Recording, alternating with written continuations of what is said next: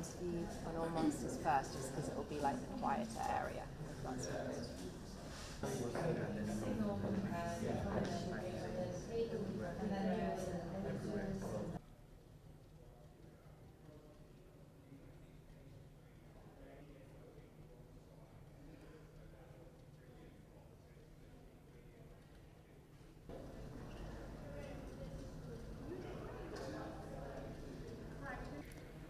I wonder why all the newspapers wrote about Stu, and how the hell did they find out? Who could have told them?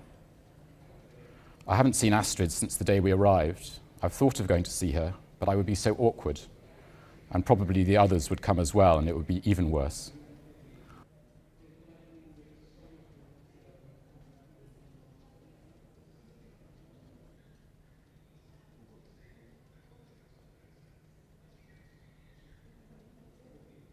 He's just writing a sort of love letter, but also it's a sort of free association kind of letter as well. He's talking about everything that goes through his mind. He's talking about the death of his best friend, who had died only 10 days before, Stuart Sutcliffe, who had been the bassist in the Beatles. But he talks about it only kind of in passing. He's deliberately avoiding the subject. A lot of it is just about how much he loves Cynthia Powell.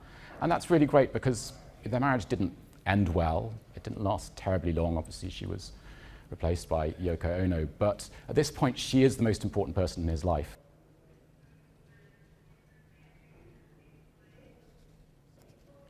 Paul's leaping about on my head.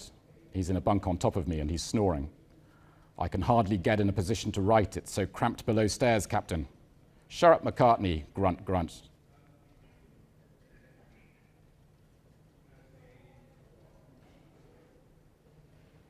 Of course, the other person who's the most important person in his life at this stage is Paul McCartney, and Paul is very much in this letter as well, not least because he's in the bunk bed above where John Lennon is writing part of the letter, so he complains about him snoring and bouncing about on the bed. So it's a really funny letter. It's got a lot of that kind of classic John Lennon humour, but also it's got a sort of innocence to it as well. You know, this is a John Lennon who doesn't realise how famous he's going to be.